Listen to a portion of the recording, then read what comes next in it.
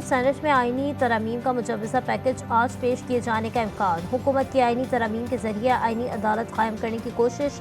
قومی اسمبلی اور سینٹ کے اجلاس طلب کر لیے۔ قومی اسمبلی اجلاس سے قبل وزیر اعظم نے کابینہ اجلاس بھی بلا لیا۔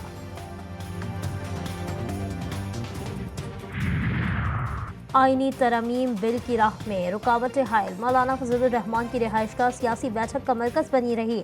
وزیر داخلہ محسن نقوی اور بلاول بھٹو کی مولانا فضل الرحمان کی رہائش گاہ پر رات گئے ملاقات کی۔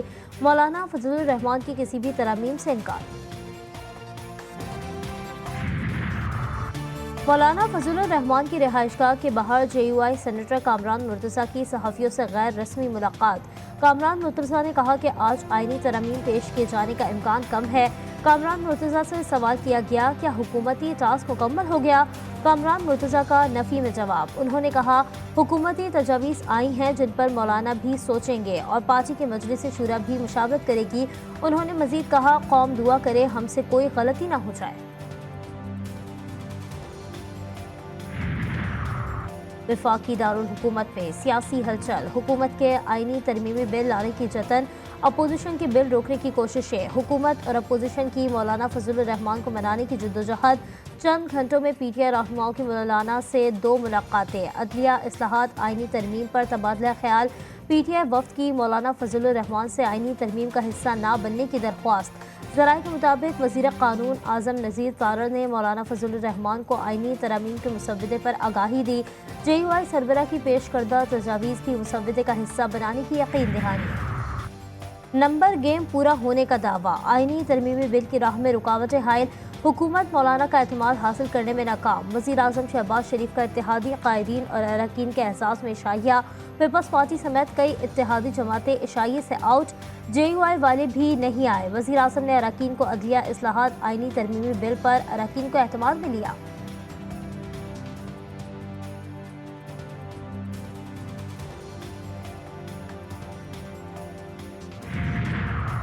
نمبر پورے ہوں گے تو بل پاس کریں گے۔ جو بل پیش ہو رہا ہے کوئی مخصوص بل نہیں، سامنے آئے گا تو مخالفت یا حمایت کا فیصلہ کریں گے۔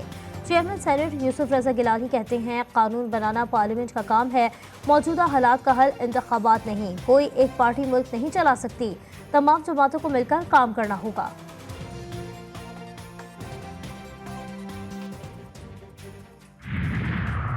پورے ملک میں باز گشت ہے کہ آئینی ترامیم لائی جا رہی ہے۔ P T I senator Shibli Faraz کا سینٹ میں اظہار خیال۔ کہا اگر تیاری نہیں تھی تو اجلاس کیوں بلایا گیا؟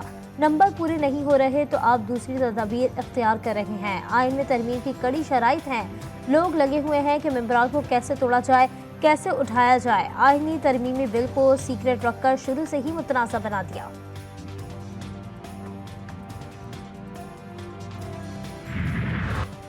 پی ٹی آئی سیاسی جماعت تھی اور ہے۔ 12 جولائی کے فیصلے میں کوئی ابہام نہیں۔ الیکشن کمیشن ذمہ داری فوری پوری کرے۔ ذمہ داری پوری کرنے میں ناکامی اور انکار کے آئینی قانونی نتائج ہو سکتے ہیں۔ نشست اسی سیاسی جماعت کی تصور کی جائے گی جس کا سرٹیفکیٹ آیا۔ مخصوص نشستوں کے کیس میں اکثریتی فیصلہ دینے والے سپریم کورٹ کے 8 ججز نے وضاحت جاری کر دی۔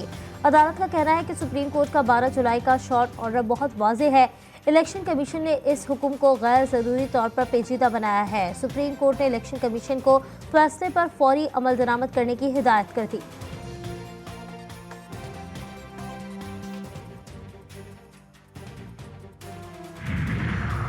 الیکشن کمیشن بیرسٹر گوہر کو چیئرمین پی ٹی آئی اور عمر ایوب کو سیکرٹری جنرل تسلیم کر چکا۔ مختصر حکم کے پیراگراف 8 میں واضح طور پر اعلان کیا گیا کہ حاصل کردہ نشست فوراً اس سیاسی جماعت کی حاصل کردہ نشست تصور کی جائے گی۔ سپریم کورٹ کے فیصلے میں کہا گیا ہے کہ کوئی بات کا عمل اس وقت کی متعلقہ تاریخوں پر ہونے والے معاہدے تبدیل نہیں کر سکتا۔ طے شدہ حیثیت کے مطابق یہ کامیاب امیدوار پی ٹی آئی کے امیدوار تھے۔ واضح معاملہ پیچیدہ بنانے، ابہام پیدا کرنے کی کوشش مسترد کی جاتی ہے۔ کمیشن کے ذریعے جاری فہرست محض انتظامی عمل ہے۔ مقصد تمام متعلقہ افراد کو معلومات اور سہولت فراہم کرنا ہے۔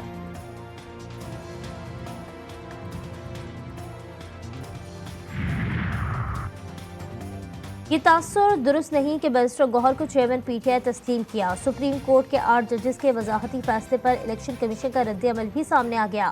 ذرائع الیکشن کمیشن کے مطابق پی ٹی آئی کے انٹرا پارٹی الیکشن کا معاملہ ابھی تک الیکشن کمیشن میں زیر غور ہے۔ پی ٹی آئی انٹرا پارٹی انتخابات پر کوئی حتمی فیصلہ نہیں کیا گیا ہے۔ الیکشن کمیشن نے ہمیشہ اس معاملے کو جلد از جلد نمٹانے کی کوشش کی۔ پی ٹی آئی نے بار بار تاخیری حربے استعمال کیے۔ ہم نے سپریم کورٹ میں الیکشن کمیشن کے وہ نوٹسز بھی فائل کیے تھے ساتھ، جس میں سپریم کورٹ نے ہمیں ایڈریس کیا تھا چیئرمین پی ٹی آئی، اور ہم نے سپریم کورٹ کے سامنے جو لیٹر گیا تھا الیکشن کمیشن سے، اس میں الیکشن کمیشن نے سپریم کورٹ کے یہ بالکل نہیں کہا تھا کہ ان کے الیکشن ہو چکے ہیں۔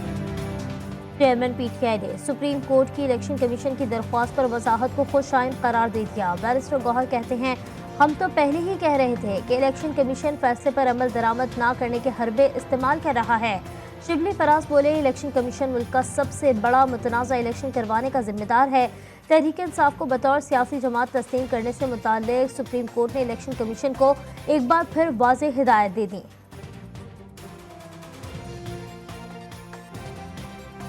وضاحت کیا، وہ وقت ضائع کرنے کے لیے انہوں نے جو ایک اپلیکیشن دی ہوئی تھی اس پہ فیصلہ آ گیا ہے، اور اس میں بڑا کلیئرلی کہا گیا ہے کہ الیکشن کمیشن تاخیری حربے استعمال کر رہا ہے، اور یہ چیز بڑی واضح ہے کہ پاکستان تحریک انصاف ایک رجسٹرڈ پارٹی ہے، اس کا وجود ہے۔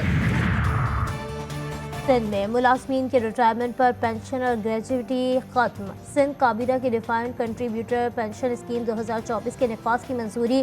اسکیم کے تحت نئے بھرتی ہونے والے ڈیفائنڈ پینشن اسکیم میں حصے دار ہوں گے۔ ملازمین اپنی تنخواہ کا 10 اور حکومت 12% حصہ ملائے گی۔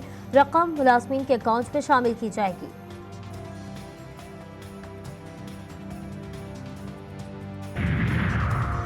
ایشین ہاکی چیمپئنز ٹرافی کا بڑا ٹاکرا بھارت کے نام۔ پاکستان کو ایک کے مقابلے میں 2 گول سے شکست۔ بھارت کے دونوں گول ہرمن پریت سنگھ نے کیے۔ پاکستان کی جانب سے ندیم احمد نے واحد گول اسکور کیا۔ پوائنٹس ٹیبل پر بھارت 12 پوائنٹس کے ساتھ پہلے اور پاکستان 8 پوائنٹس کے ساتھ دوسرے نمبر پر ہے۔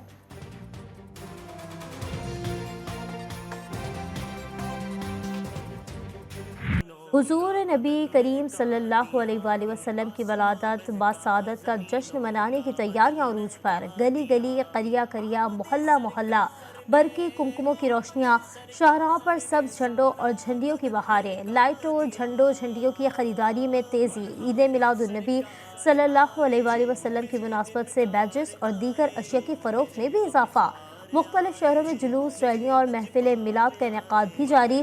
درود و سلام سے فضائیں معطر ہونے لگی۔